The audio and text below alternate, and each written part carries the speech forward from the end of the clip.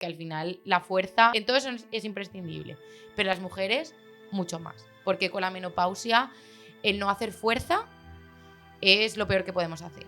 ¿Por qué crees que ha habido tanto boom en estos últimos años con el suelo pélvico? Que tú tengas una incontinencia está demostrando que hay algo que está pasando que no está bien. No es normal que te duela la menstruación. Yo siempre digo, el cuerpo humano es muy inteligente, no nos harían esa faena a las mujeres de cada mes tener que sobrevivir, ¿no? Entonces eso no es normal, hay que tratarlo. ¿De cuáles son los indicadores que una persona tiene que tener claros de que tiene el débil el suelo pélvico, tiene problemas del suelo pélvico o que tiene que tomar acciones en este punto? Pues en un ejercicio como el CrossFit o el Gyros, que son elementos que van a dar mucho problema al suelo pélvico, o que esa persona, aparte de tenga un mínimo de conocimientos y que les pueda orientar, ¿no? O sea, bienvenidos una semana más a Zona de Rendimiento. Una semana y podríamos decir una temporada, Una ¿no? temporada, casi 2 meses. Bueno, hemos vuelto, hemos conseguido volver. Nuevo estudio, nuevo entorno. Ya veis que hemos cambiado. el ecosistema que tenemos aquí hace calor, pero estamos súper bien.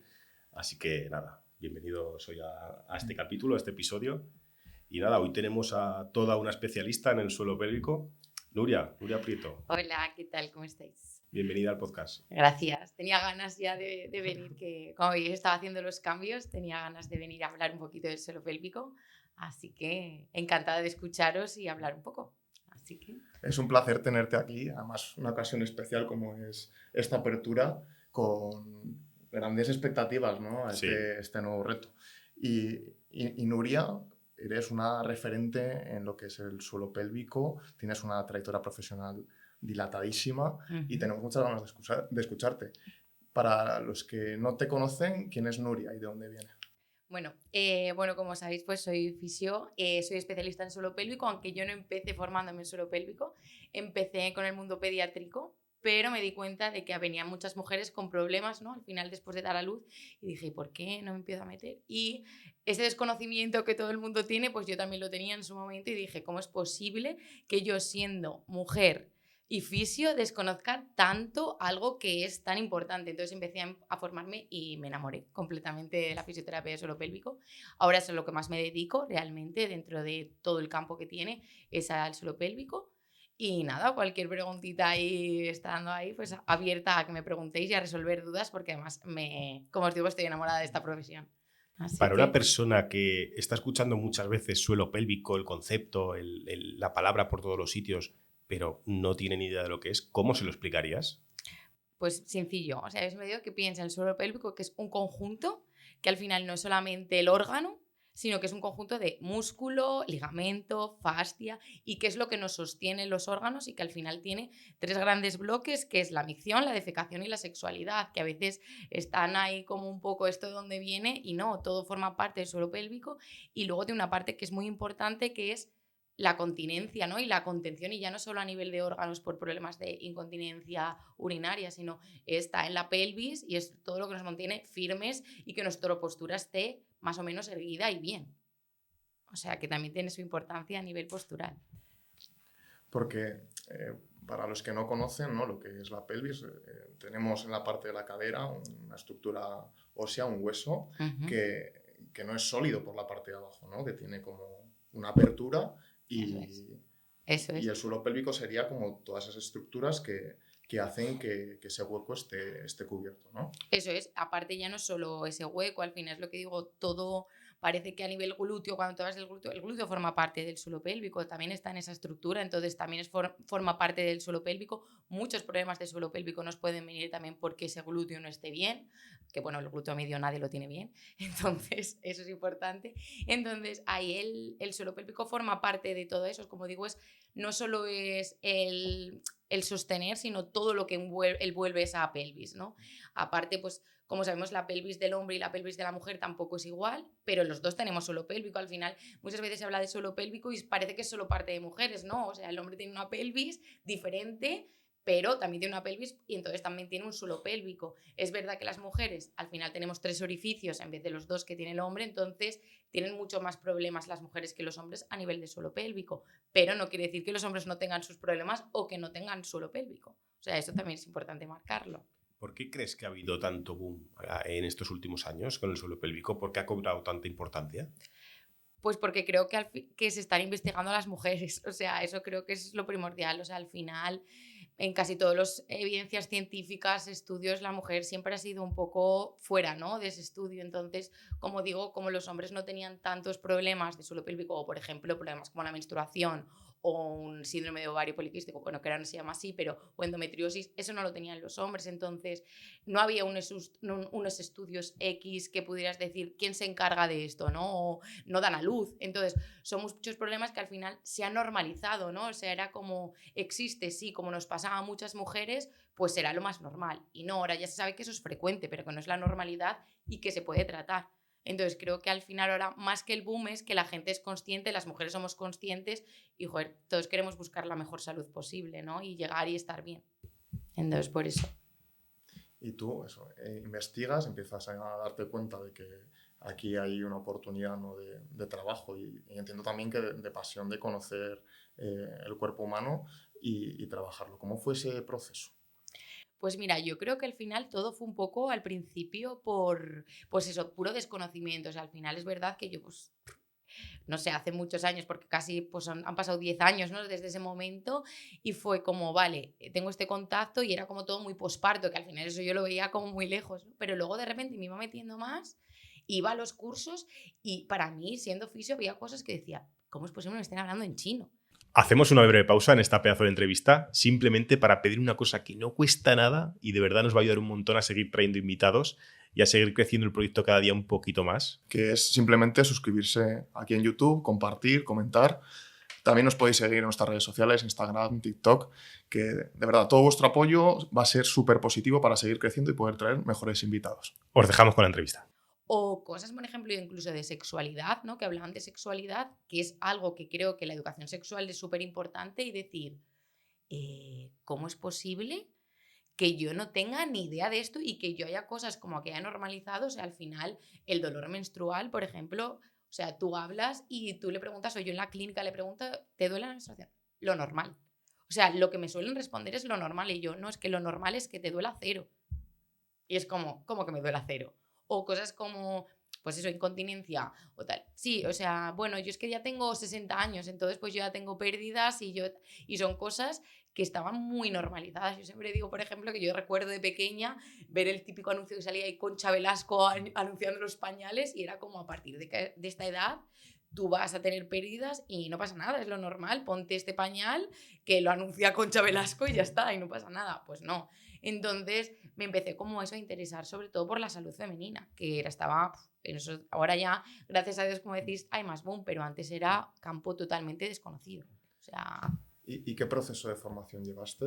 ¿Hay algún máster especializado? sí. Curso? O sea, yo empecé haciéndome cursos. O sea, yo empecé haciéndome un curso que era suelo pélvico, como en plan así un poco generalizado, que era más destinado a temas pues de incontinencia y tal, que era lo que yo más solía ver.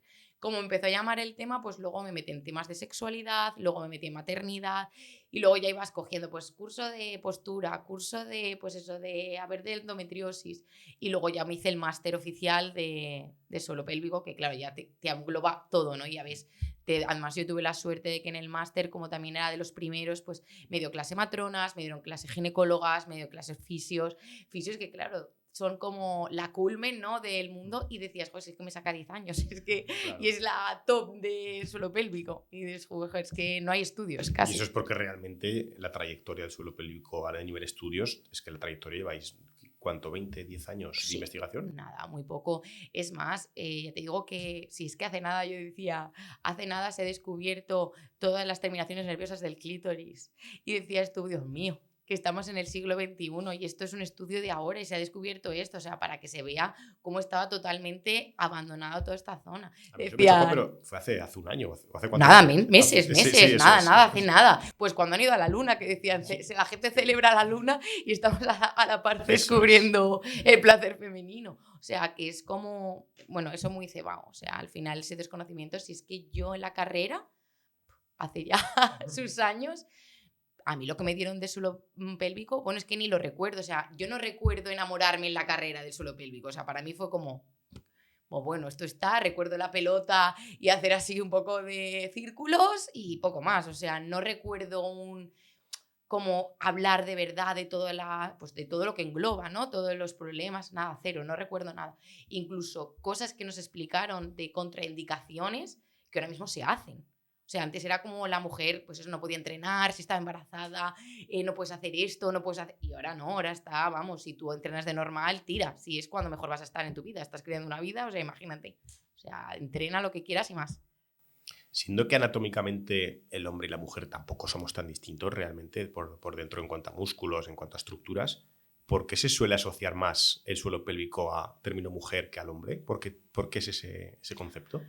Creo que al final es porque como se ha asociado mucho al tema embarazo y el hombre no tiene, o bueno, persona con genitales masculinos, para hablar así, o sea, no puede quedarse embarazada, al final se ha asociado mucho todo el tema del suelo pélvico al género femenino. O sea, porque es lo que te digo al principio, lo que más las personas que más venían a suelo pélvico, a terapias de suelo pélvico, eran personas que habían sufrido un posparto. O sea, no te venía una persona que igual tenía X problema, a no ser que fuera como muy grave.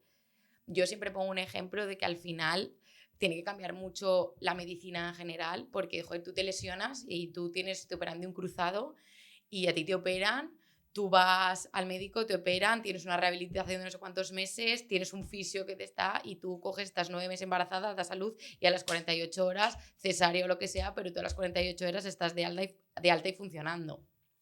Ahí creo que hay algo que tenemos que ver, ¿no? Que no está siendo coherente. Claro. Entonces creo que al final, como ese ámbito privado en ese ámbito público no ha existido nunca, ese ámbito privado se ha dado mucho que ver eso, la rehabilitación posparto. Y por eso se ha relacionado tanto con la mujer, porque es donde más se ha visto.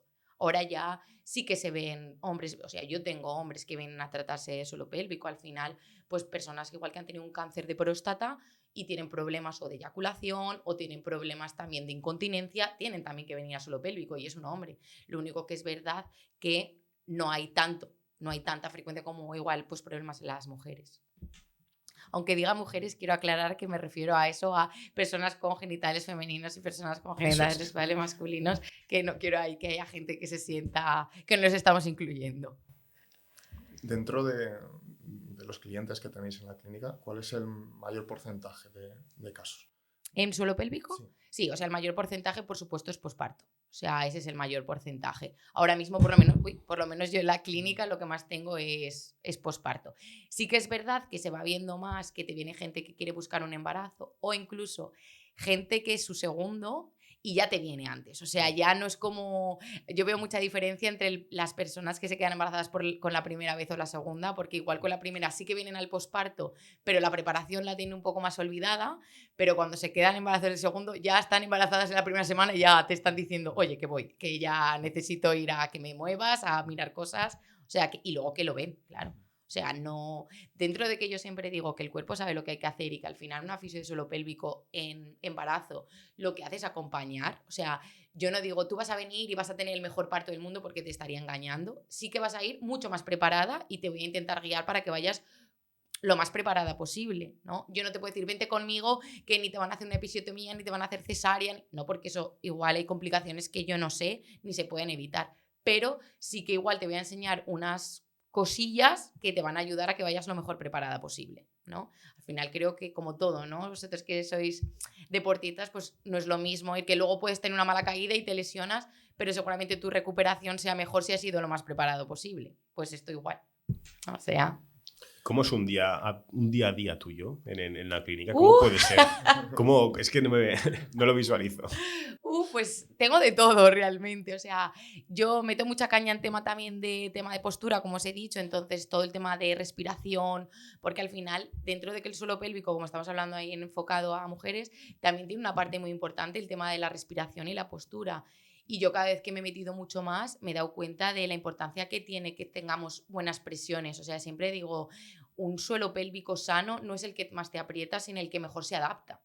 Entonces, muchas veces tenemos muchos problemas y no son por falta de fuerza, son por exceso, o una falta de fuerza profunda que ha hecho que la superficie se contraiga y haya una hipertonía. Entonces, un día mío, pues tengo desde un embarazo, una persona que te viene a que le ayude a respirar, otra persona pues que tiene que me tira mucho del oblicuo, entonces tiene una mala gestión, y luego que vas viendo y todas tienen un punto y todos tienen algún puntillo que hay que mejorar a nivel suelo pélvico. Es verdad que lo que más trato son mujeres, pero ya te digo que a todas les meto un poco de presión y luego el desconocimiento que tienen.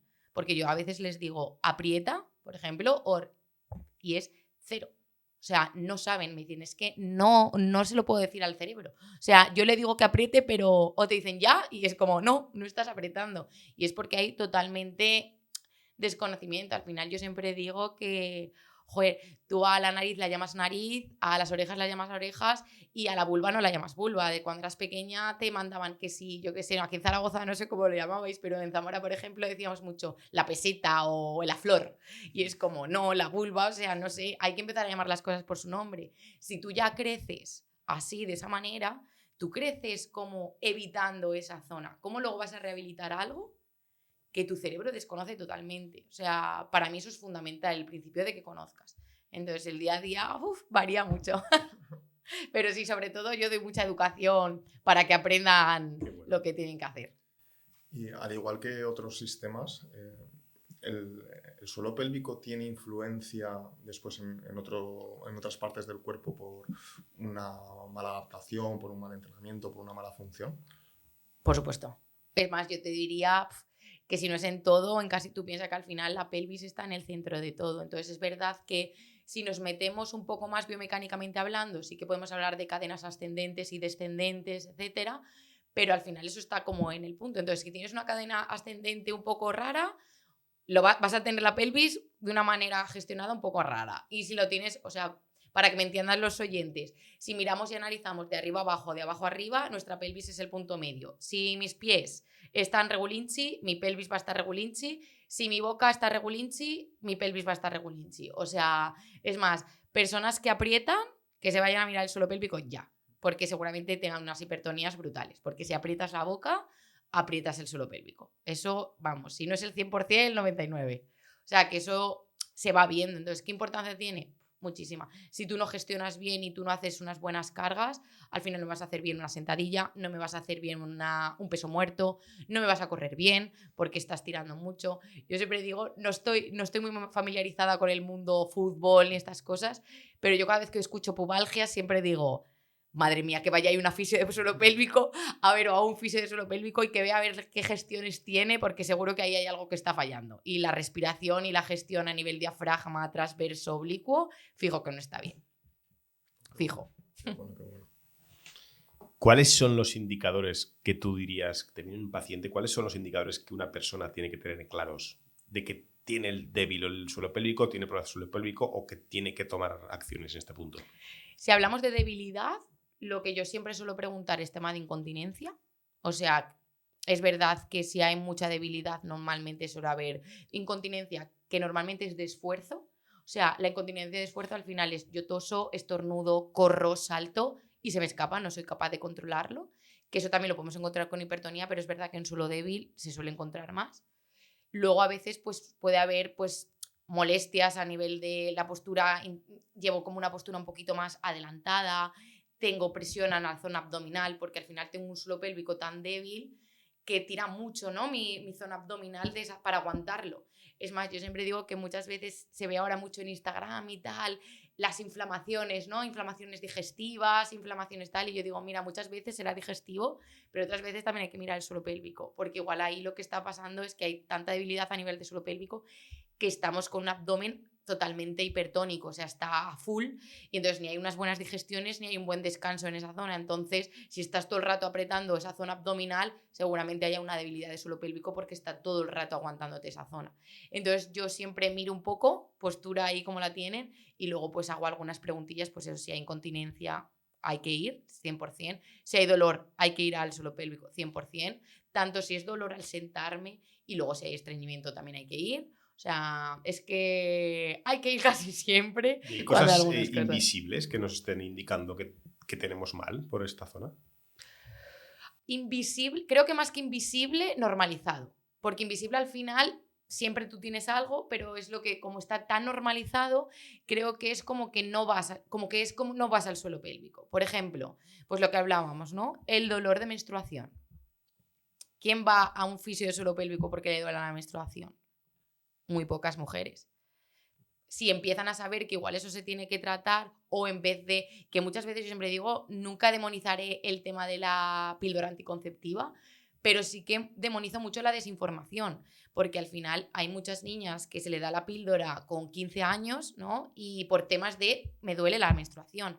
Joder, pues vamos a utilizar primero un método conservador, porque te está doliendo, ¿no? O sea, al final con la alimentación, igual tratando, liberando igual tema de musculatura, igual esa persona mejora y no tiene necesidad de tomarse algo, una píldora anticonceptiva, algo químico. Entonces, eso muy normalizado, o sea, invisible, pues tienes dolor, pero...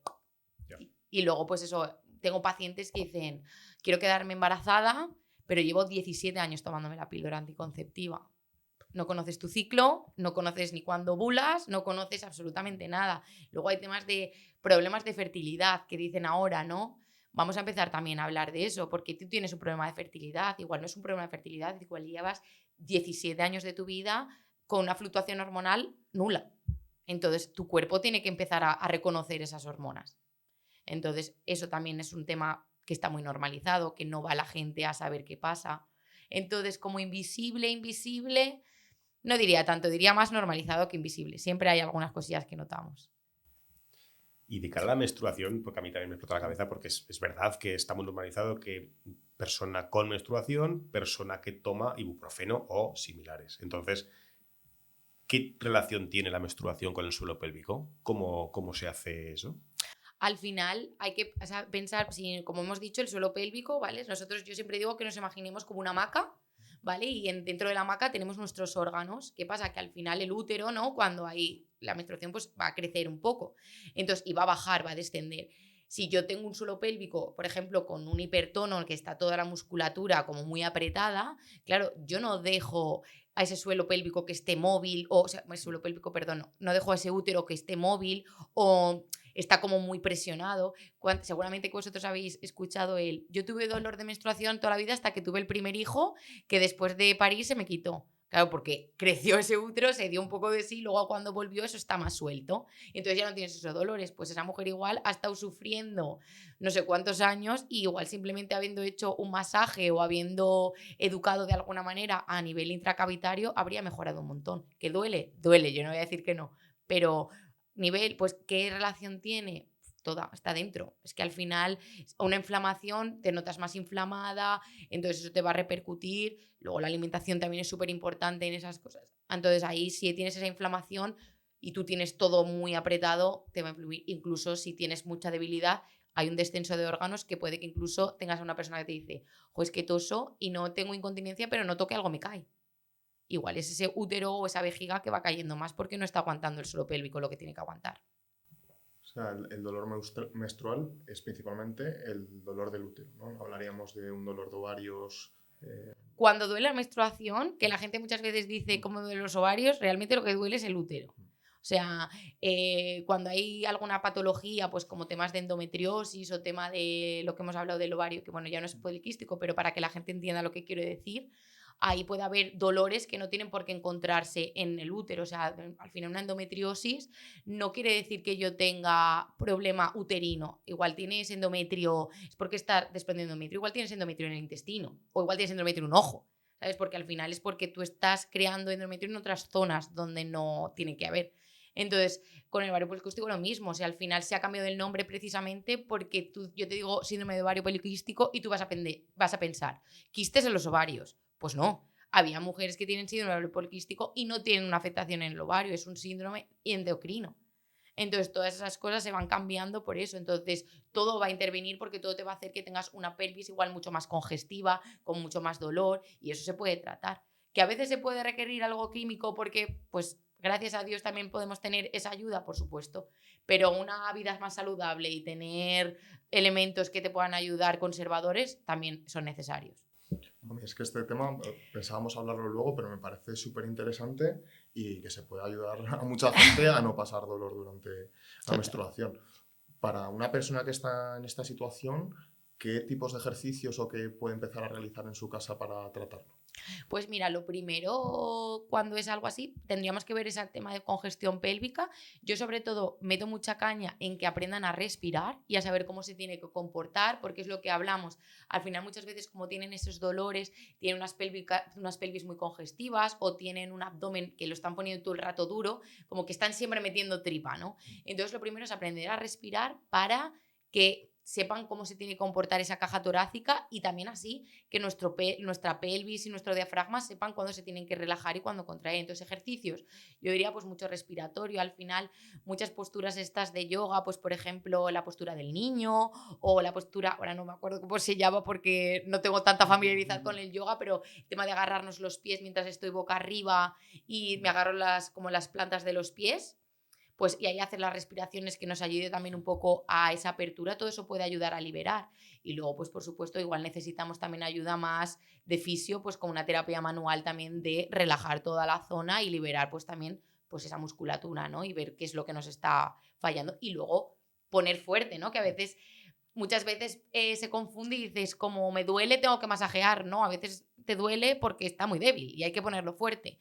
Entonces, muchos ejercicios, pues luego también de fortalecer suelo pélvico y ponernos fuertes. Lo que hablaba antes, el glúteo medio nadie lo tiene fuerte. Te aseguro que si tienes un buen glúteo vas a tener luego menos dolores. O sea que cuanto más estable esté la pelvis y más fuerte, mejor, siempre que esté fuerte y no con hipertono.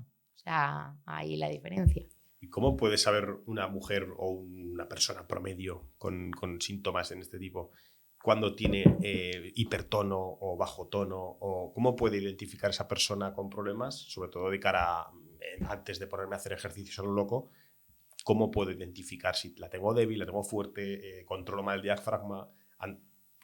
Recomendamos acudir a un profesional, Sí. pero si una persona lo quisiera saber. Pues mira, si eres brusista, hipertono casi siempre. Por ejemplo, o sea, si aprietas los dientes, ya te digo que seguramente vas a tener un hipertono en suelo pélvico. Luego, por ejemplo, debilidad, si has tenido un posparto, seguramente debilidad. Temas de menopausia, mujeres en menopausia, seguramente tiendan más a una debilidad que a una hipertonía, que luego siempre hay de todo, pero más o menos así para que lo empiecen a mirar.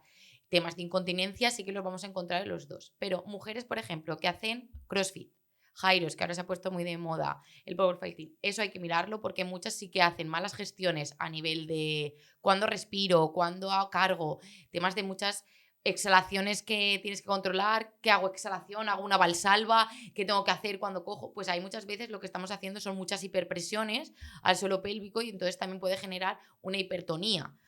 Luego también fijarnos mucho en la urgencia miccional. Por ejemplo, una paciente que te dice, no, yo puedo aguantar muchísimo tiempo sin ir al baño, igual estoy 5 horas y eso pues igual, eso es que tenemos un hipertono. O gente que te dice, oye, es que no se me escapa el pis, ¿no? Cuando corro y tal, pero yo bebo agua y tengo infecciones de recurrencia o todo el rato tengo ganas de decir, pues igual ahí también hay una hipertonía.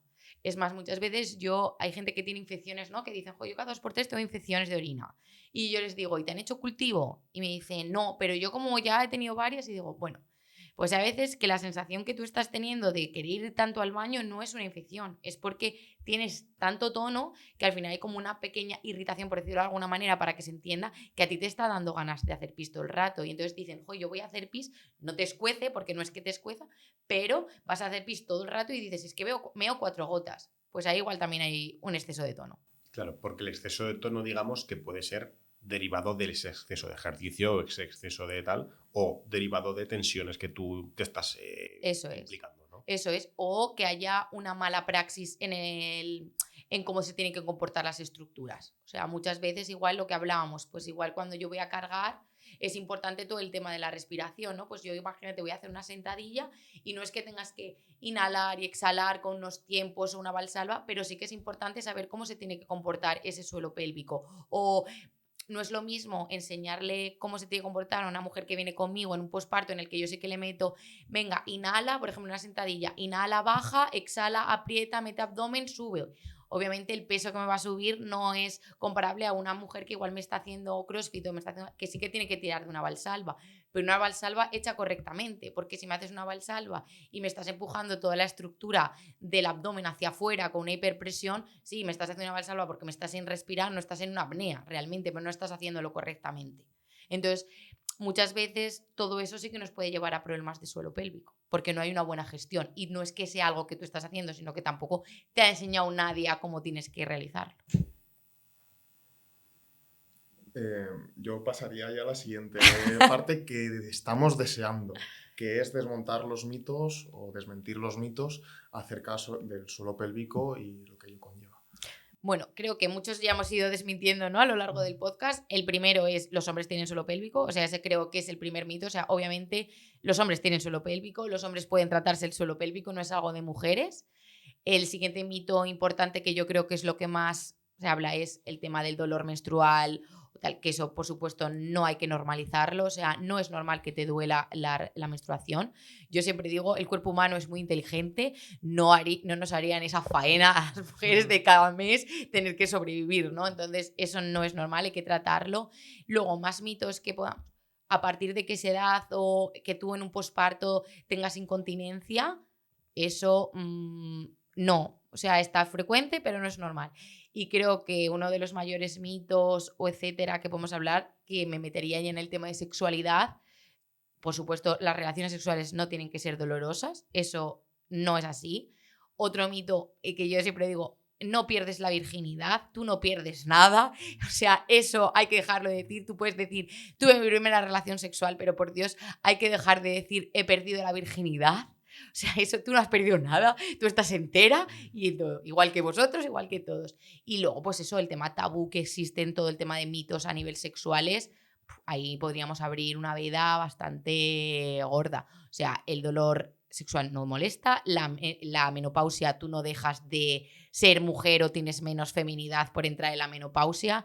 O sea, ahí va cambiando todo y las respuestas sexuales cambian también en menopausia, igual que tú tengas menos líbido, pues forma parte de un proceso de tus hormonas y tú también tienes que saber cómo lo puedes gestionar. Igual, pues hay cosas que tienes que hablar con tu pareja. Yo siempre digo que es la pareja pausia, luego tienes que redescubrirte de otra manera. Entonces, creo que hay mucho tema tabú en esto, porque muchas veces la sexualidad se enfoca mucho, que yo lo digo, al coitocentrismo, en plan de solo hay sexo si hay penetración, y esto no es así.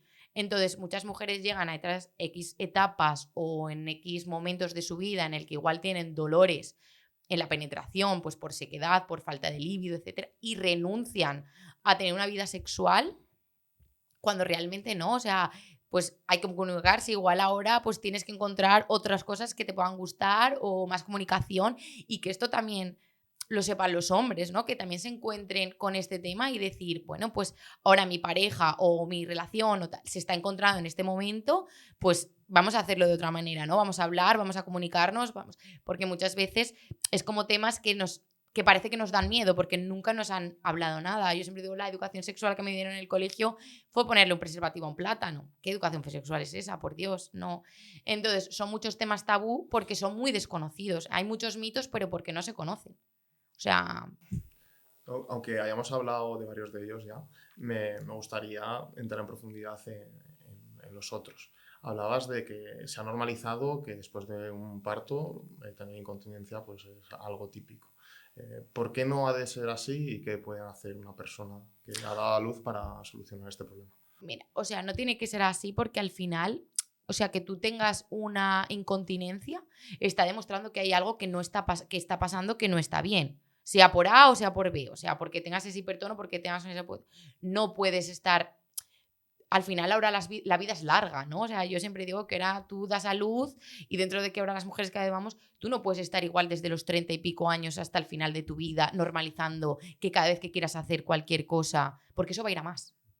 O sea, no... La faena que tiene esto es que responde muy bien, pero cuanto antes lo cojas también, como todo. Entonces, si tú ya estás acostumbrado a tu cuerpo a esa pérdida, va a llegar un momento en el que ya no es que vayas a perder orina haciendo un salto o tos, es que igual ya va a llegar un momento en el que no vas a saber controlarlo, porque ahí hay una incontinencia, entonces hay que tratarlo, o sea, esto no puede estar normalizado. O sea, ni en posparto ni en menopausia, o sea, esto es necesario que las mujeres lo sepan, que no tienen que renunciar porque a su vida. Al final, muchas veces, muchas mujeres yo me encuentro y dicen, es que he dejado de ir a conciertos porque yo doy 2 saltos o voy con un pañal o no. Y no. Y es lo que digo ahora, con 50 años eres una mujer joven. Igual antes con 50 años pues ya se te veía más anciana, pero ahora con 50 años, eres una persona muy joven. ¿En serio tienes que renunciar a cosas que te gustan porque tengas una incontinencia porque no te están diciendo que lo puedes tratar? Lo puedes tratar, por supuesto. Y esto sucede, tenemos normalizado que es porque sí, ¿no? He dado a luz, pues me pasa esto y ya está. Pues lo traumático que es para todas las estructuras de la zona el dar a luz, entiendo pues que se generan unos desperfectos a nivel estructural que generan esas pérdidas, ¿no? ¿Es así? Bueno, más que porque haya porque es lo que digo, al final el cuerpo sabe perfectamente lo que tiene que hacer en un parto. Es más que nada, al final, obviamente está creciendo una vida que pesa pues igual hasta 4 kilos.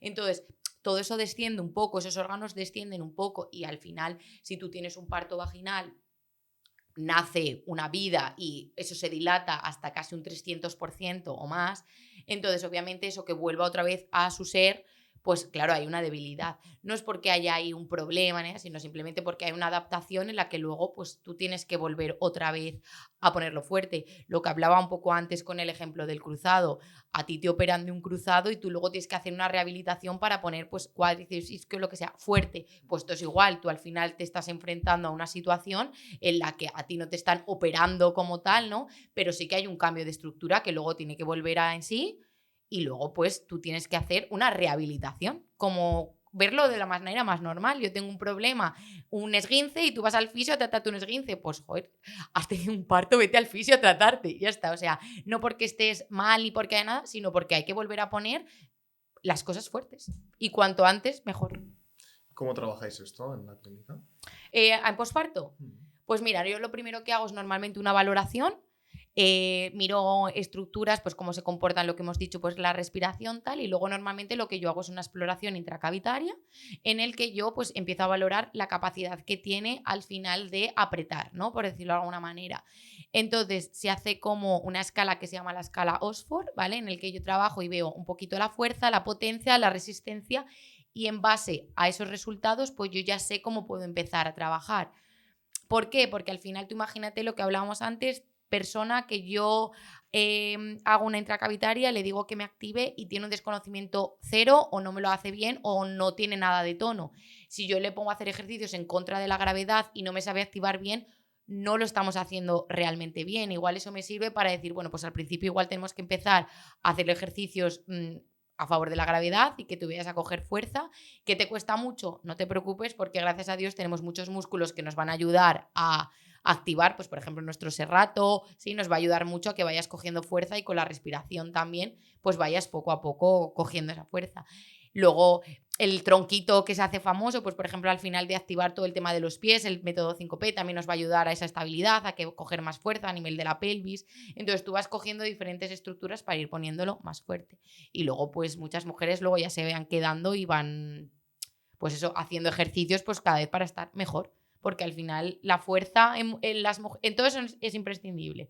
Pero las mujeres mucho más. Porque con la menopausia el no hacer fuerza es lo peor que podemos hacer. O sea, es súper importante que a nivel lo tengamos muy metido en la cabeza, que la mujer tiene que hacer mucha fuerza, porque si no la pérdida que tenemos o la sarcopenia, etcétera, está muy presente y es muy importante que estemos lo más fuertes para llegar ahí. O sea, ahora que hemos entrado en el mundo embarazo, también el preparto es muy importante, entiendo yo.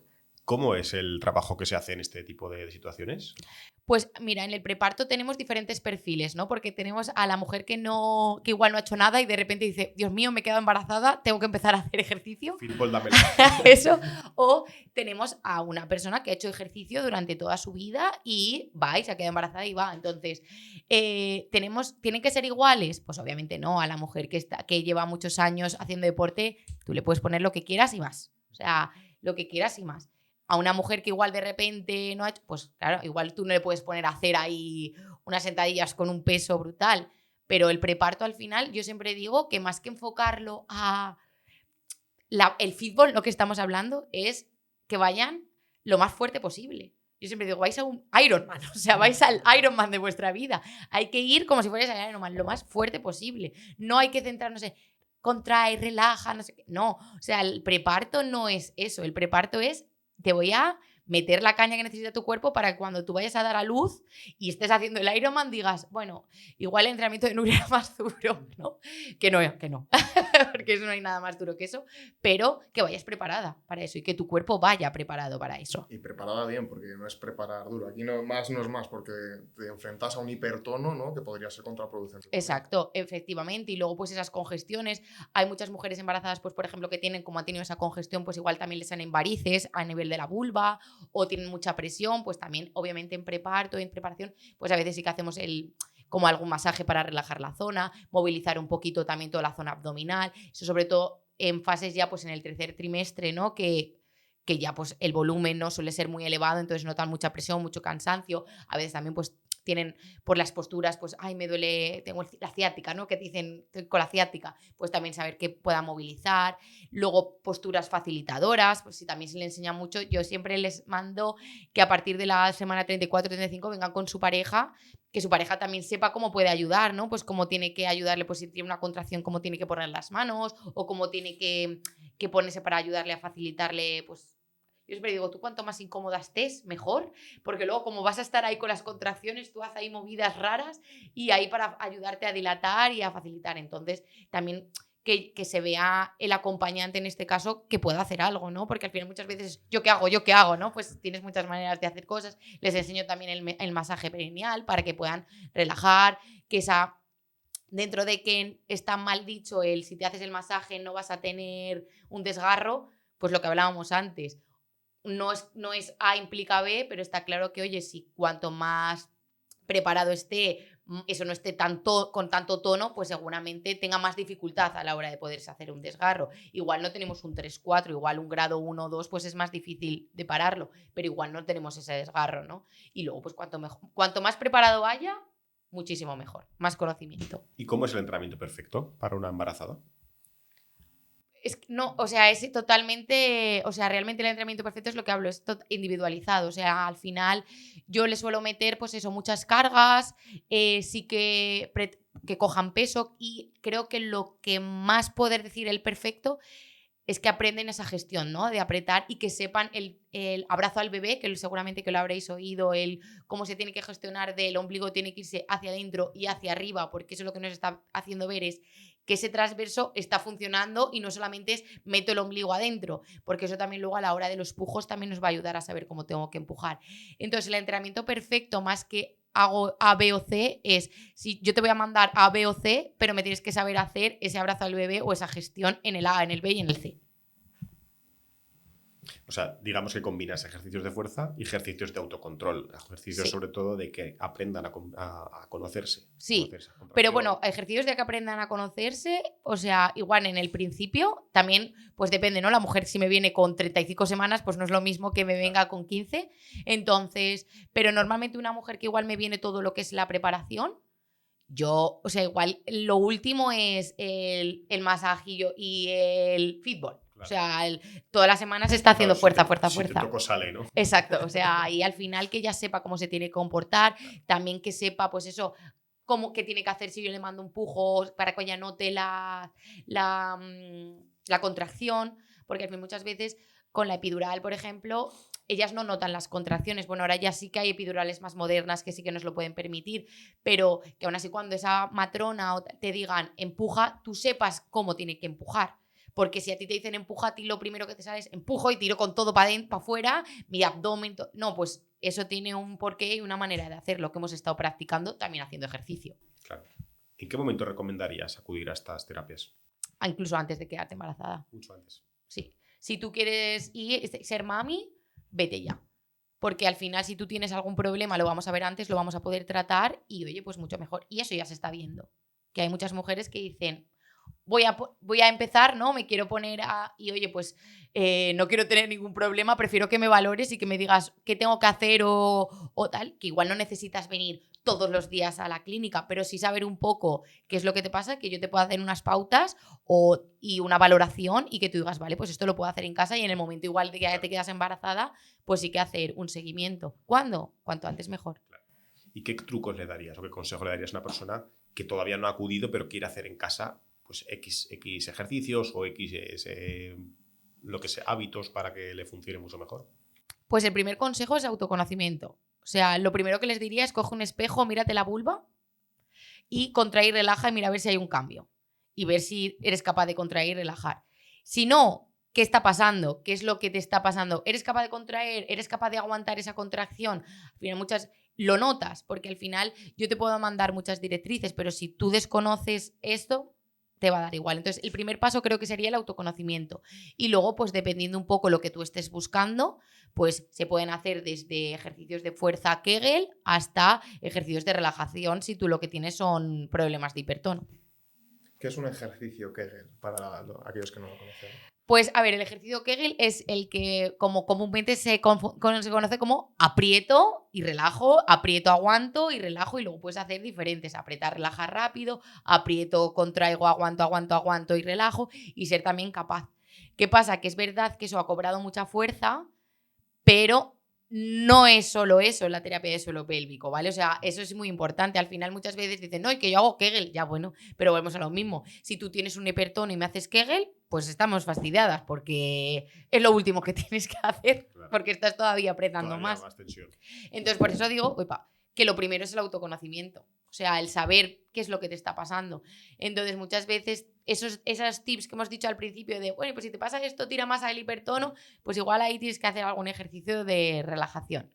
Hay de controlar la respiración, saber si abres, relajas, conocerte un poco.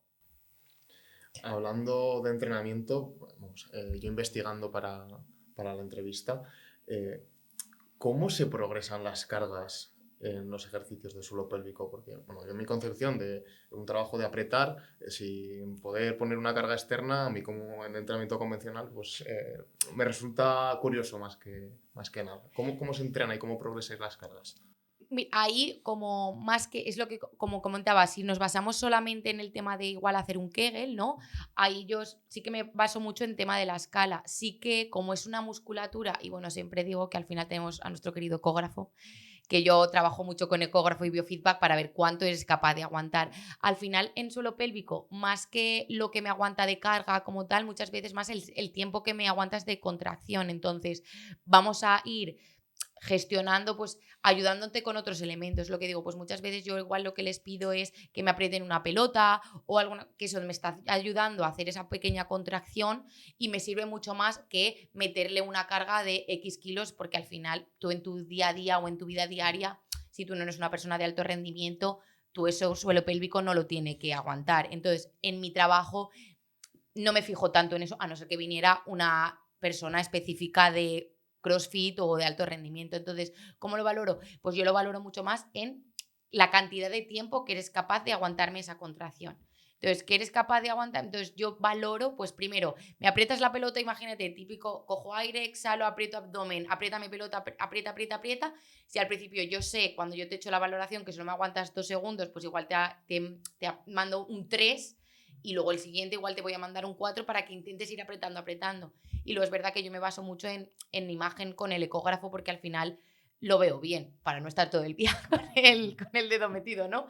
Entonces ahí luego pues las cargas, y luego que ellas mismas cuando hacen en casa también lo van notando, o sea, ellas mismas te van diciendo, yo ya noto la fuerza, porque claro, cuando no hay, lo nota muy fácil. Entonces, o te dicen, joder, yo es que, es más, muchas veces ya la experiencia te hace verlo, ¿no? Yo le mando muchas veces y ya muchas veces ya digo, uy, a la 7ª repetición ya no me está contrayendo nada, esto ya vamos a hacer 7 repeticiones, por ejemplo. O sea, más que carga como tal, hago cantidad de repes, tiempo, un poco así.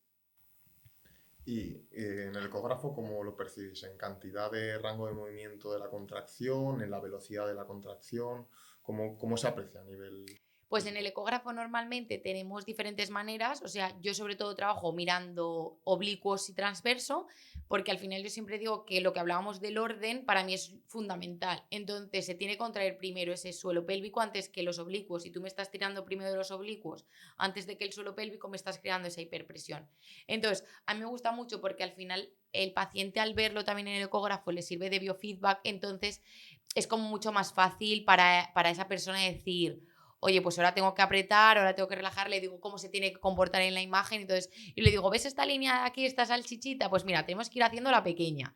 Entonces, aguanta mi pequeña, entonces yo voy calculando ahí cuánto tiempo aguanta. Pues eso, 2, 3, venga, relaja y que se vuelva a estirar, ¿sabes? Y luego ya cuando llega la fatiga trata de hacerlo y no se produce. Eso ¿no? es. Y luego, pues obviamente ya tenemos pues elementos externos que siempre pues nos vamos a, pues de electroestimulación, tal, al final una paciente que igual tiene un 0, pues obviamente le tengo que dar una ayuda externa, por mucho que yo, dentro de que podamos poner pelotitas, pues muchas veces sí que necesitamos esa electroestimulación, pues porque si no, no voy a poder ir avanzando. Entonces, que ya sepa lo que se tiene que producir. Entonces, cuando reciba igual el estímulo, que contraiga. Claro. ¿Se notan rápido las mejoras? Sí. O sea, yo creo que es de lo de más agradable. Se nota rápido la mejora, pero es verdad que siempre llega un momento en el que, pues como todo, ¿no? O sea, los primeros 4 kilos de una dieta es fácil, luego si quieres ir perdiendo más te cuesta más, ¿no? Pues esto es igual. Cuando tú tienes un problema que es como muy visible, es fácil, o sea, al final encuentras la mejora. Sí que luego es verdad que hay un momento en el que la mejora va siendo como un poco más lenta, pero las pérdidas, etcétera, ya no las tienen. ¿Qué pasa? Que es lo que digo, esto es algo que tienes que hacer siempre. Porque desgraciadamente la mujer a nivel de fascia, musculatura, si tú no la ejercitas, la vamos perdiendo. Entonces, hay muchas mujeres que están genial y luego de repente dejan de hacer y vuelven otra vez a tener igual algún problema de incontinencia de esfuerzo. Pues es más, mujeres pues de la edad de nuestras madres, etcétera, ahora te van a suelo pélvico porque como no lo hicieron en su momento, ahora tienen problemas de debilidad y ahora están igual teniendo esa incontinencia que en su momento no tuvieron y ahora sí la tienen, porque nadie se lo trató. ¿Qué frecuencia recomiendas? Porque está pautado que la fuerza sea por lo menos 2-3 veces a la semana. En el caso del suelo pélvico, ¿es algo que se tenga que entrenar con esa frecuencia o con mayor frecuencia? Yo es que, o sea, sí, o sea, al final es lo que digo, o sea, hacer como un ejercicio X específico de suelo pélvico, lo haces conmigo en consulta. Tú luego yo te voy a dar unas herramientas para que cuando tú hagas ese ejercicio de fuerza, tú no me involucres al suelo pélvico de una manera mal o bien. Entonces, pues puedes hacer, si estás muy mal, sí que yo igual te pauto 2 días a la semana que me hagas ejercicio. Eso es un poco pues variable en la vida, ¿no? Yo igual a una embarazada le digo que, o sea, una embarazada, una persona en posparto con un bebé, le digo, tienes que hacer esto y me dice, mira, Nuria, vete a la porra, ¿sabes? Yo es suficiente que venga aquí 1 hora. Entonces siempre lo típico de que puedas hacer X ejercicios en momentos determinados, pues lo típico de vas conduciendo, venga, pues intenta en ese momento apretar y relajar y saca ese momento, ¿no?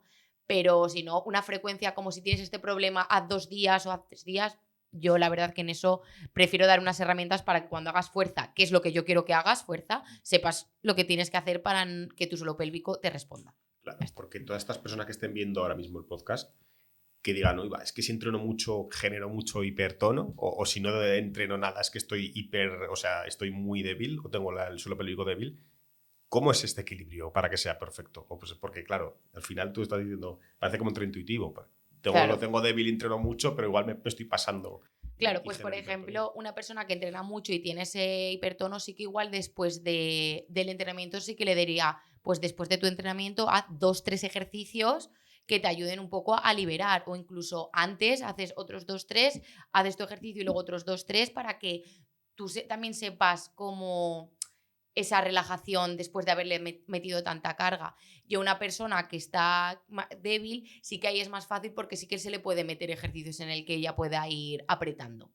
Entonces, sí que depende del problema que tiene, se puede involucrar de alguna manera u otra. Pues eso, a una persona que entrena tanto y hace tanta fuerza, pues sí que igual sí que le añado a esa persona, oye, pues dedícale 2 o 3 ejercicios a tu rutina de relajarme un poquito el suelo pélvico. Pero no un día entero hacerme una relajación. No, para mí eso no tiene ningún tipo de sentido, para mí, bajo mi criterio. Porque para una chica promedio actualmente que esté entrenando bastante o que su rutina sea la habitual, de pues esté haciendo sentadillas o hago un poco de crossfit o hago un poco de aerox y lo combino con hip thrust o ejercicios, entrenamientos habituales, ¿qué se está dejando por el camino a la hora de entrenar? ¿O estamos dejando de lado alguna parte imprescindible? Yo creo que lo que más imprescindible se está dejando es el cómo se tiene que comportar, más que el apretar y el relajar que estamos hablando, el orden que tiene que haber, que es lo que os hablaba antes del ecógrafo, ¿no? Al final no es tanto el aprieto y relajo, sino que me lo hagas en el orden que tiene que haber. Si no, me vas a crear igual una valsalva o una apnea, pero una mal hecha que me está produciendo una hiperpresión. Entonces, más que cómo tiene que hacerse de, pues, en qué momento tengo que apretar o en qué momento tengo que relajar, es que sepas cómo se tiene que comportar. Entonces, yo muchas veces en temas de gyros, crossfit y tal, creo que lo que está mal orientado es que, primero, que no se habla, o sea, está súper normalizado. O sea, yo he visto vídeos de mujeres que es como que literalmente es el chorro que se te cae entero de que has perdido la orina de la hiperpresión que has hecho, y como que casi es lo que te tiene que pasar de, si has hecho esto, estás haciéndolo bien. No. O sea, ahí tú tienes que tener una fuerza, y hay a veces, oye, pues que si tú no puedes levantar los 250 kilos, pues empieza por 200, entrenas el suelo pélvico para poder llegar a esos 250 kilos. O sea, al final es como es algo tan perdido en nuestra mano que muchas veces a ti no se te ocurriría igual darle una patada jugando al fútbol a un balón medicinal de 7 kilos. ¿Por qué se te ocurre con el suelo pélvico hacer eso? Entrena para poderlo hacer. Entonces, muchas veces creo que es el desconocimiento el que nos lleva, y lo que tenemos que hacer es que estas chicas que hacen tanto deporte de alto rendimiento, que dejen de normalizar ese tipo de comportamientos y sepan, pues eso, cuándo tienen que hacer esa valsalva, cuándo tengo que inspirar, cuándo tengo que relajar, cómo se tiene que comportar, qué tiene que pasar, ¿no?, en mi abdomen o en mi suelo pélvico cuando hago el ejercicio. ¿Y qué hábitos le recomendarías hacer? Incluso preentrenamiento o el propio calentamiento de la prueba o del entrenamiento. Pues yo siempre soy muy fan de que la gente aprenda a hacer los ejercicios sin pesos. Porque yo soy la típica, luego voy al gimnasio y digo, madre de Dios, me estarás levantando 400 kilos, pero mañana vas a tener unos dolores horribles. Entonces, ¿vas a hacer un ejercicio X? Hazlo antes, sabiendo cuándo tienes que inhalar, sabiendo cuándo vas a exhalar, como esta imaginería motora un poco de movimiento, y saber cómo luego te lo vas a incorporar en tu ejercicio. Entonces, seguramente una vez que tú ya sepas y te hagas tan integrado, sin peso, lo que tiene que comportarse, en el momento que tú vayas a ponerle el peso, te vas a ir solo. Incluso seguramente vayas mejor y vayas cada vez cogiendo más peso, porque ya tienes una pelvis que te está aguantando, ese core fuerte, ¿no? El calpo, o sea, al final te está agarrando y te está soportando ese peso. Claro. ¿Y en qué partes del ejercicio dirías que hay que aguantar la respiración, o en cuáles hay que exhalar? ¿Hay un orden perfecto para el suelo pélvico? Sí, o sea, aquí sí que entra, como yo digo, los últimos estudios, que ya sea antes había hablado mucho de inspiro durante el movimiento para que me hagas, y exhalo antes de hacer el ejercicio. Pues en una sentadilla yo inhalaría mientras bajo y exhalo cuando subo, ¿no? Entonces, bajo en inhalación, apretaría suelo pélvico, meto el abdomen, exhalo y subo. ¿Qué pasa? Que es verdad que ahora eso ya se va haciendo nuevos estudios y se va viendo que, bueno, que claro, eso queda muy bonito, pero a una persona igual que te está subiendo 300 kilos va a perder fuerza, ¿no? Entonces ahí sí que puede hacer una valsalva. Pero es lo que comentaban, una valsalva en la que tú sepas cómo tiene que contraerse ese abdomen, cómo se va a comportar ese suelo pélvico, y que tú, aunque tú no estés respirando y no tengas que tirar de la exhalación, tú sepas que ese comportamiento cómo se lo tiene que hacer y cómo se tiene que comportar. Si yo hago un valsalva y yo estoy empujando mi tripa hacia afuera, yo al final estoy creando una hiperpresión. Entonces, ahí es lo que hablaba, más de cuando inhalo y cuando exhalo, es inhalar mientras haces el movimiento y exhalar cuando lo vas antes de salir, ¿no? O igual aguanta y haz el ejercicio también antes de salir. Pero inhalar siempre crece y haz movimiento en inhalación. Y hacer la repetición en apnea, que mucha gente aguanta la respiración y hace el ejercicio de apnea, ahí estamos provocando mucha hipertensión.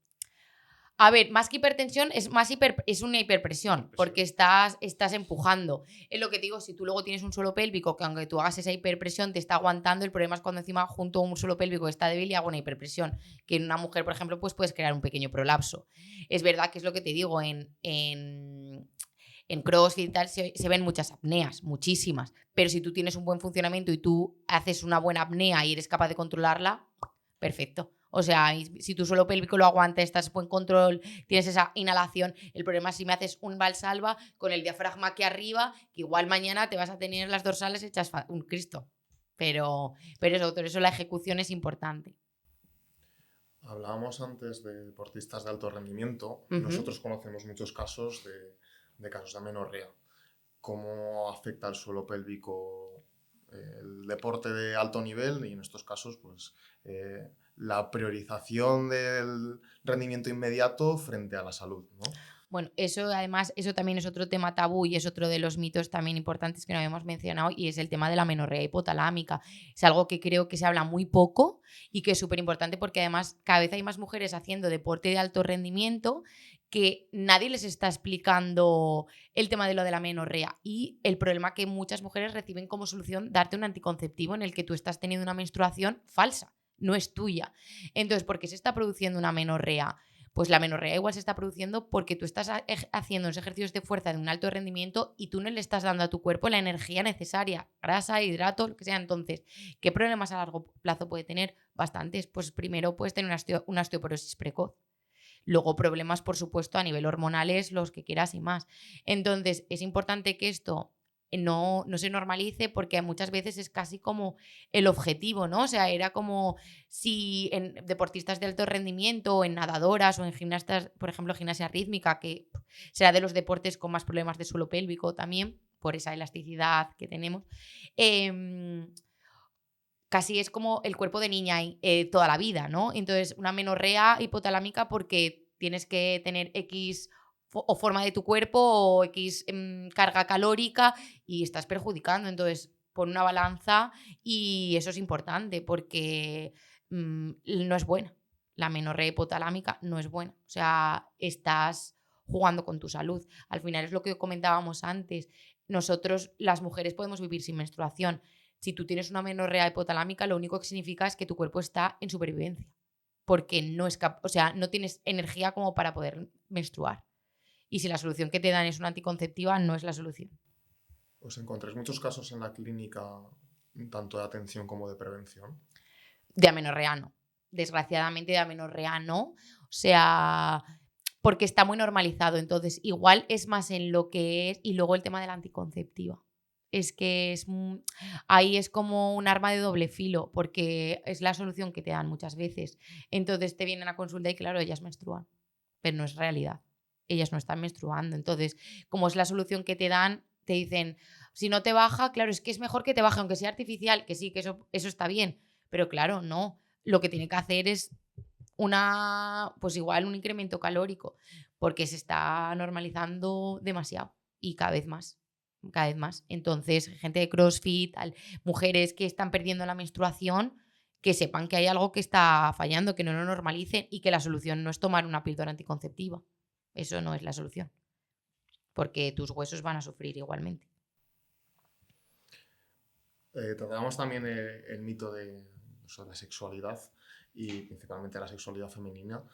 Me gustaría entrar más de lleno, ¿no? De aportar luz, y pues estas chicas, adolescentes principalmente, o incluso más mayores, que por desconocimiento no saben de cómo ha de funcionar el suelo pélvico y cómo afecta a su sexualidad, pues poder darles información. Pues mira, yo lo primero que creo que les diría, el mito más mayor que creo que existe en tema de la sexualidad con respecto a las mujeres, es la primera vez duele. No te debe doler nunca. O sea, ni tienes que sangrar, ni tiene que pasarte cosas raras que te dicen que te va a pasar. O sea, eso es una mentira, otra más que sufrimos. Si tú sangras o si tú has sangrado en tu primera relación sexual y te ha dolido, es porque tú no estabas preparada para tener esa relación sexual. Y aparte, al final, el cuerpo también se comporta mucho según lo que nos dicen, ¿no? O sea, al final yo igual estoy que ya quiero mantener, ¿no? Tengo mi pareja o como tú quieras tener tu primera relación, ya voy a decir, tener tu primera relación sexual, y tú vas y ya te han dicho te va a doler, tú claramente vas a llegar a ese momento y vas a pensar, me va a doler, entonces relajada no vas a ir, ¿sabes? Entonces, algo que tiene que ser totalmente relajado, que tiene que actuar ese simpático y ese parasimpático, ¿no? O sea, se va a convertir en, Dios mío, una cosa tensa que te va a molestar, que te va a doler. No, o sea, eso tenemos que ir ya quitándolo de la mente, o sea, no tiene que doler, no se rompe el himen, o sea, eso es otra mentira, ¿vale? No, himen tenemos todas, es más, el único himen si se te rompa es porque tienes una tela y si no la tienes totalmente cubierta, vete al médico porque tendrán que abrirte y tendrán que abrirte el himen porque el himen está abierto. Entonces, son cosas que te han normalizado tanto, pues por ejemplo, fueron de las cosas que yo escuchaba cuando os digo de, a ver, esto, ¿cómo que esto es así? A mí me han engañado toda la vida, ¿no? Pues esto creo que es importante que ya las nuevas generaciones empiecen a saber todas estas cosas. O sea, no te pueden normalizar el dolor en un acto sexual. O sea, ni el primero, ni el segundo, ni el quinto. O sea, no te tiene que doler nunca. O sea, no. Entonces, no vayas con ese miedo. Y si te duele, pues le dices, perdona, me duele, me voy. Y ya está. ¿Y qué pueden hacer para trabajarlo? El suelo pélvico. Sí. A ver, ahí es más cuestión de la edad. Igual no está acorde ahora mismo tu suelo pélvico para que tú puedas llegar a mantener una relación sexual. Igual simplemente es date tiempo. O sea, no conozco a ningún fisio que haga una terapia para prepararte a una relación sexual como tal. Sí que, por ejemplo, si nos vamos al otro campo, ¿no? En menopausia, por ejemplo, de mujeres que sí que tienen dolor en la penetración, ¿no? Que hablábamos, y a veces pues por la falta de líbido o por temas de las hormonas, sí que ahí hay una terapia X que sí que pues trabajamos, por ejemplo, en fisio, trabajamos con los dildos, no sé si sabéis qué es, ¿vale? Pues como diferentes elementos como tampones para que me entendáis, diferentes tamaños y diferente grosor, o gente que igual tiene vulvodinias o dolor en la penetración, pues se trabaja de esa manera para que poco a poco se vaya pues o dilatando, o que vayan perdiendo el miedo, que vayan pues eso, cogiendo más confianza y eso pues se vaya comportando.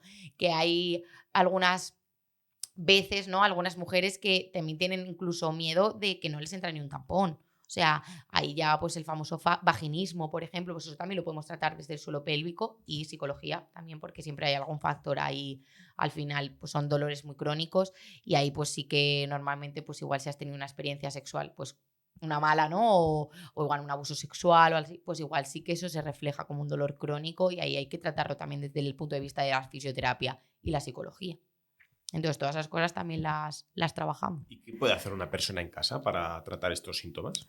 Los dildos los puedes tener. O sea, yo a muchas mujeres menopáusicas que utilizo... Qué mal suena. Muchas mujeres en etapa posmenopáusica, yo les mando que cojan los dildos o les mando hidratantes vulvares, a veces algunos con carga estrogénica. O sea, al final yo siempre digo, joder, nos educan mucho en la skin routine de las mañanas, pues igual también hay que hacer una skin, no sé, de vulva, ¿no? O sea, al final eso tiene que estar pues bien, o sea, al final va perdiéndose fuerza y el tejido y todo en todas las partes de nuestro cuerpo. Pues igual una mujer cuando empieza a darse las cremas y tal, pues también tiene que dedicarse a un hidratante íntimo, a pues igual esa carga estrogénica, igual algo más de líbido o hacer esos ejercicios. Si tiene algún problema, pues temas de dildos, también muchas veces con vibradores y no por el hecho de satisfacción sexual. O sea, yo utilizo muchos vibradores en la clínica y son pues para tratamiento de cicatrices, para tratamiento de pues si tienes alguna alteración de la sensibilidad, que eso pues vayas familiarizándote. Entonces también les mando a veces esos vibradores y que lo vayan poniendo pues por ejemplo en una episiotomía o en una cicatriz de un desgarro, en posparto también lo trato y también lo utilizan ellas en su casa. Y yo les digo, toma, cómprate esto. Y lo van haciendo. Ahora que hemos hecho una composición casi un plano completo de pues cuando hay hipertono, o sea, hiperpresión, bajo tono o falta de concreto, ¿cómo sería la rutina perfecta si tuviéramos que diseñarla ahora mismo? ¿En qué paciente? Para todos los pacientes. Para una rutina perfecta para el público general. ¿En su casa o en la clínica? Para los hábitos, en su casa. En su casa. A ver, rutina. A ver, pues depende un poco, ¿vale? O sea, ahí, pero si nos encontramos paciente, lo primero yo creo, lo que he dicho del autoconocimiento. Una vez que tú aprendas, diría, segundo, respiración. Que tú sepas cómo se tiene que comportar tu diafragma, cómo se tiene que comportar tu abdomen, cómo si sabes apretar y relajar el suelo pélvico, importante, no solo apretar, sino es apretar y relajar. Y luego una vez que tú ya tengas eso, que son chorraditas, lo que tú quieras. pero eso en la rutina. Que luego tienes persona con hipertono, pues hace ejercicios más dedicados a esa relajación. Que tú tienes una debilidad, pues venga, hace ejercicios más enfocados a apretar. Que encontramos con menopausia o con dolor, o por hipertono, o por hipotono, o por tal, pues venga, vamos a hacer estos ejercicios y a la vez te pongo este hidratante y a la vez te mando este ejercicio. Pero la base es buena respiración, buen autoconocimiento y saber si relajo y si apretando lo aprieto bien y si relajo bien. Claro. Eso es. Y en su día a día, que tiene un ajetreo descomunal, que va de aquí para allá, trabaja, vuelve, tengo hijos, vuelvo, ¿cuándo puedo encajar esto en mi día a día? ¿Cuándo es el mejor momento? Pues cuando ellas quieran. O sea, yo ahí siempre les digo, si eres madrugadora y te quieres levantar, que al final lo que yo os he dicho son 10-15 minutos. O sea, no es irte a un gimnasio y estar 1 hora y media. Entonces, muchas veces, si luego quieres ir a involucrar. Pero bueno, yo siempre digo que al final suena un poco como egoísta, pero es la realidad. O sea, hay que intentar sacar 15-20 minutos al día para ti, seas quien seas, aunque sea, pues eso, antes de dormir.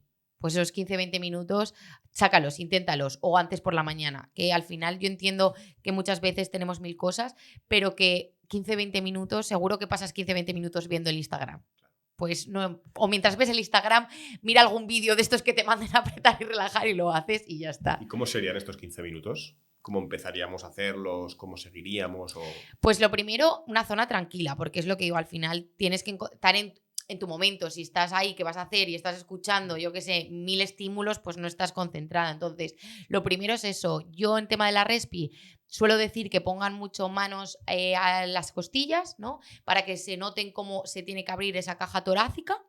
Luego pueden poner la manita también en el abdomen para que vean que en la exhalación el ombligo no solamente se tiene que meter, sino tiene que meterse y tiene que subir ese ombligo, ¿vale? Hay una diferencia porque muchas veces cuando yo mando en la clínica el movimiento del ombligo, o me lo ponen fuerte, me aprietan como el ombligo, pero no están haciendo ese movimiento. Entonces, importante con las manos, pues ver que mi ombligo va hacia adentro y sube un poquito eso hacia arriba.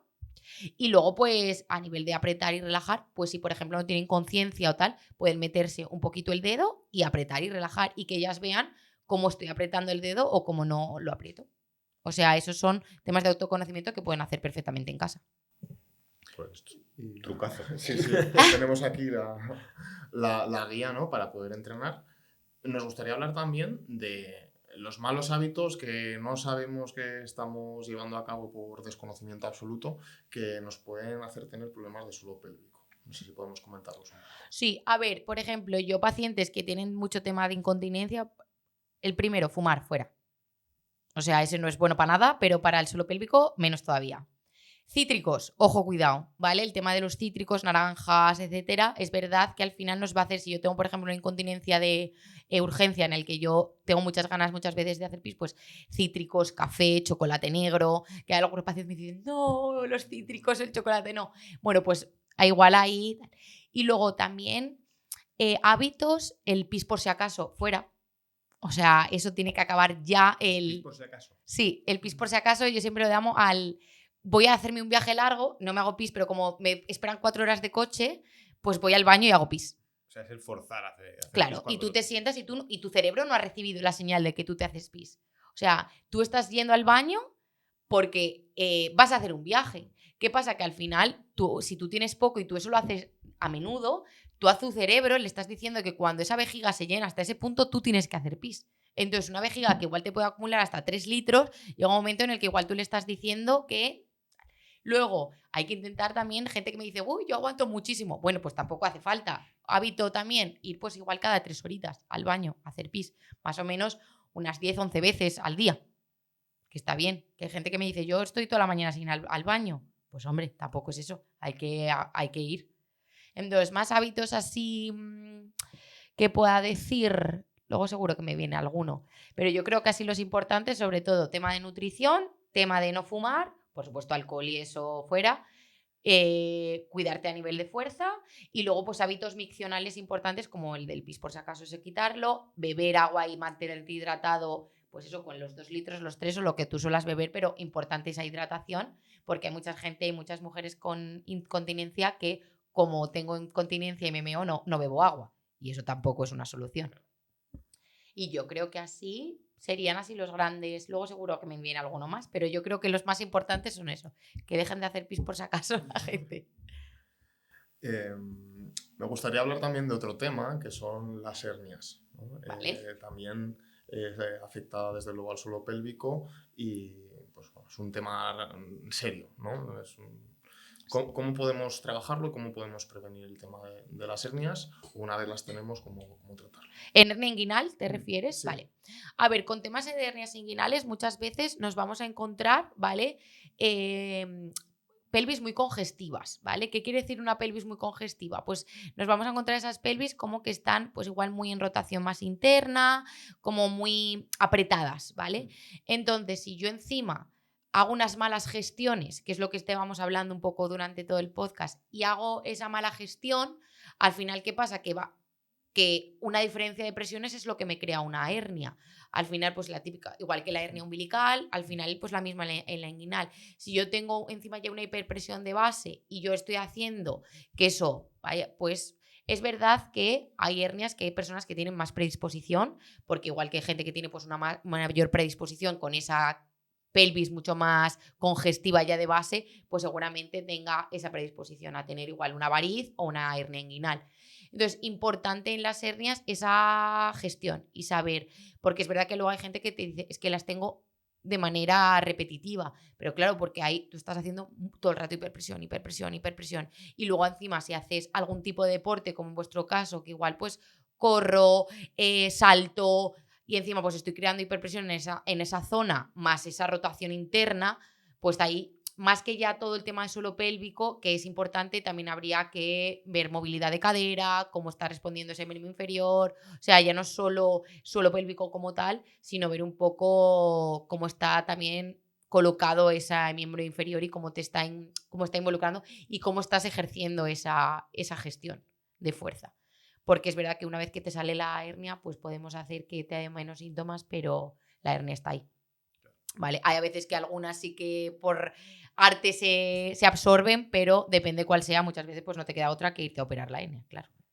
Antes nombrabas un ejemplo de que tener un glúteo medio flojo es posible que cause problemas derivados hacia un suelo pélvico. Sí.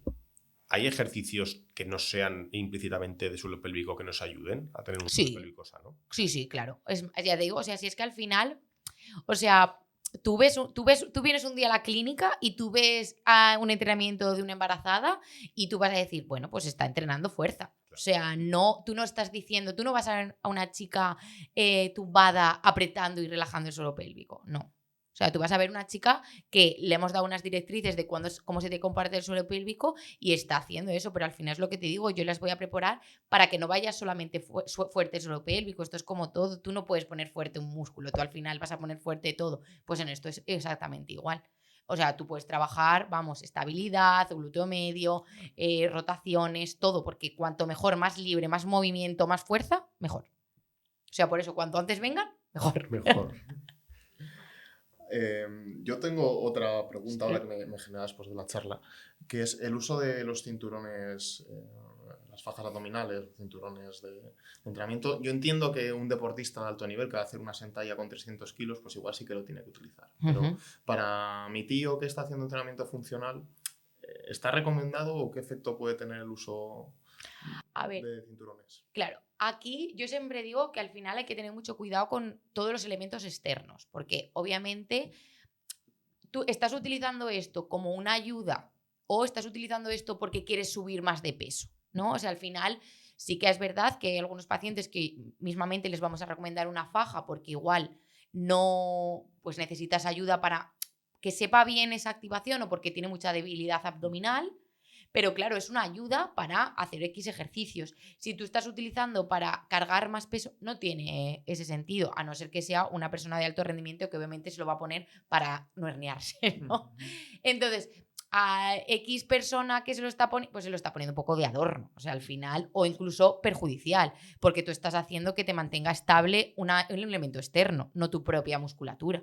Entonces, yo lo utilizaría más como una ayuda o en una persona que tenga muy poco tono y que, pues igual en un posparto, por ejemplo, igual sí que les recomiendo una faja si tienen mucho dolor simplemente por ponerse de pie porque tienen pues mucha presión o así.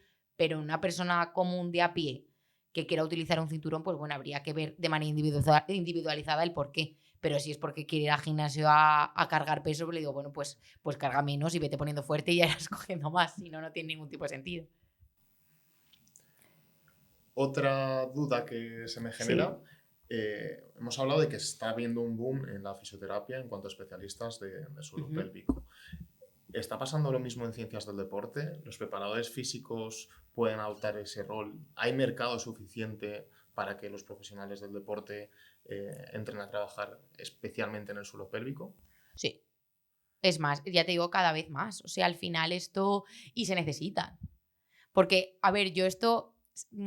igual es tirarme piedras a mi propio tejado muchas veces, pero al final esto es necesario y es necesario que la gente se forme, porque hay algo que a mí personalmente no me gusta. Igual soy de la escuela antigua en la que creo que sí que es necesario tener unas formaciones específicas para tratar X pacientes.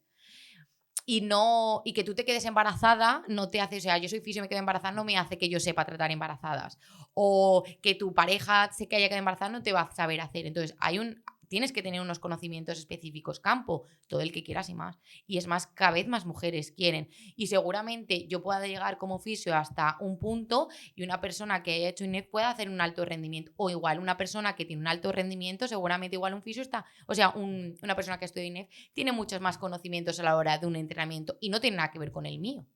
O sea, dentro de que yo les guío de una manera y al final una persona que ha hecho INEF seguramente les vaya a orientar de otra manera también. Y se pueden complementar perfectamente los dos. Yo pienso un empresario que monta un estudio de entrenamiento y que encuentra un porcentaje de un 30% de mujeres o de hombres que quieren tener el suelo pélvico sano y encuentra una figura de entrenador especialista en suelo pélvico. También, igual que por puedes supuesto. tener de tren inferior, de tren superior o de personas de avanzada edad. Me da igual el tema. Sí, sí, por supuesto. Es más, yo espero que de aquí a un tiempo que cada vez hay más disciplinas de trabajo y cada vez más disciplinas, sobre todo de altos rendimientos, que incluso el fisio y el INEF, igual que tú vas a un equipo de fútbol y de baloncesto y tú tienes tu readaptador deportivo, tú tienes a tu fisio y joder, pues en un ejercicio como el CrossFit o el Gyros, que son elementos que van a dar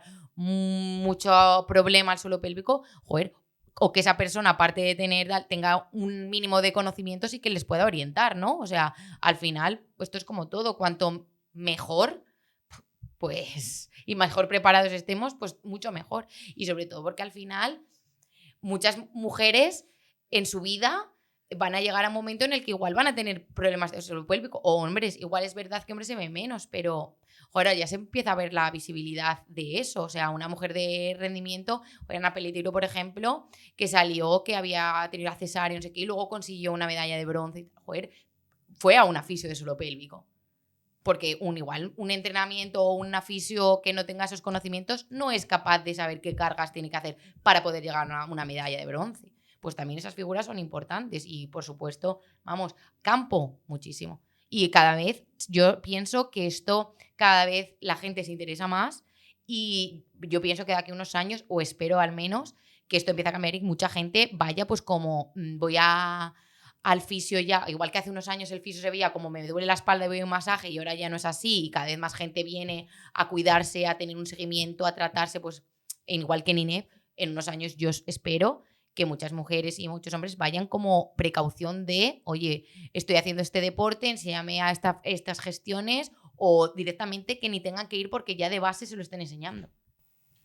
¿Y los ves más trabajando en clínicas de fisioterapia, dándole su campo de especialistas en lo que es el entrenamiento? ¿O les ves más en un gimnasio multidisciplinar donde exista esa figura? ¿Dónde encaja más a nivel de mercado? Yo creo que incluso más en un gimnasio, o sea, porque además pienso que incluso encaja más el fisio en un deportivo multidisciplinar de un gimnasio, que al final al revés, ¿no? Una clínica privada que igual tú tienes como la imagen más de la camilla, no sé qué, que es verdad que eso gracias a Dios está cambiando. Nosotros en la clínica, como somos 50-50, no somos, pues sí que tenemos el gimnasio, entonces el paciente ya no entra pensando que le van a hacer un masaje, gracias a Dios. O sea, no entra así. Pero es verdad que si la relación que existe entre el fisio y el de INEF, ¿no? Es como, con aquí voy a hacer más ejercicio y aquí voy más a tratarme X, ¿no?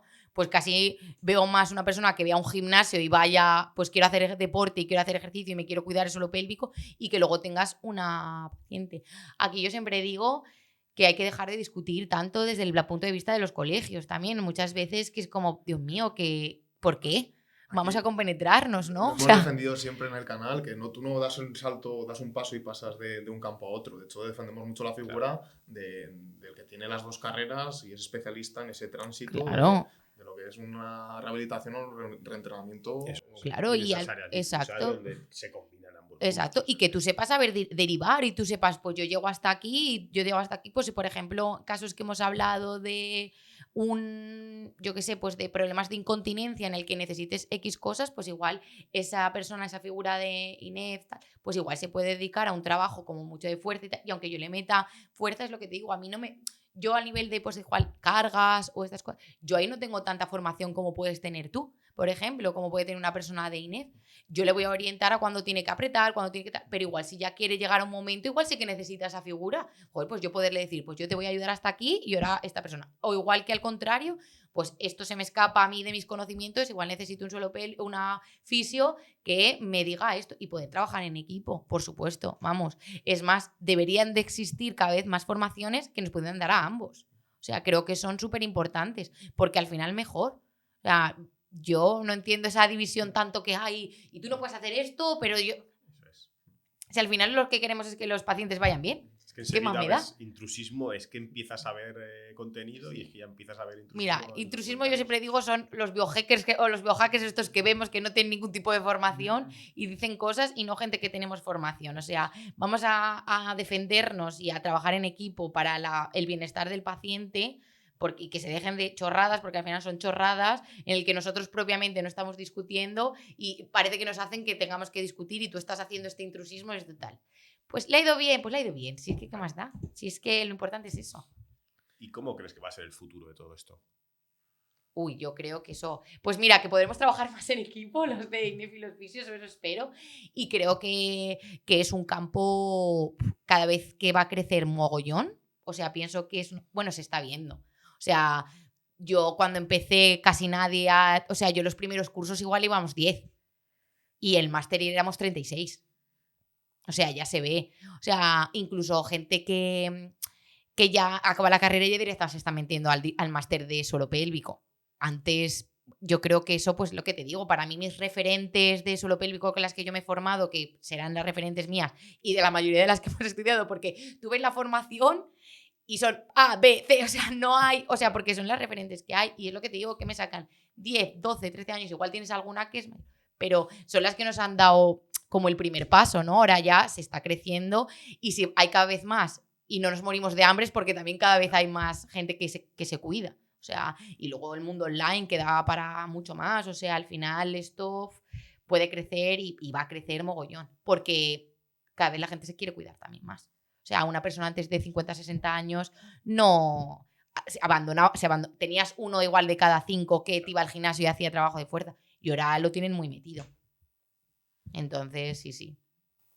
Bueno, Nuria, darte las gracias. No sé si quieres mandar algún mensaje. Yo, lo más importante siempre que digo, que el suelo pélvico no es fuerte o sea, no es mejor por ser fuerte, sino por la mejor adaptación y que eso, que al final que es importante que lo tengamos en cuenta, que sepamos que existe, que dejemos de normalizar cosas que nos han dicho que son normales porque no son normales, son frecuentes y nada, y que esta noche todos a mirarse en el espejo a ver si lo hacen bien. Bueno, pues gracias por venir, gracias por estrenar esta segunda temporada. A vosotros por invitarme, ha sido un placer. Nuria, nos has enseñado un mogollón. Yo para mí he aprendido, me voy con un montón de deberes a casa para reflexionar de lo que hacemos bien y mal. Así que nada, muchísimas gracias por venir. A vosotros. Así que un abrazo a todos. Adiós. Chao, chao.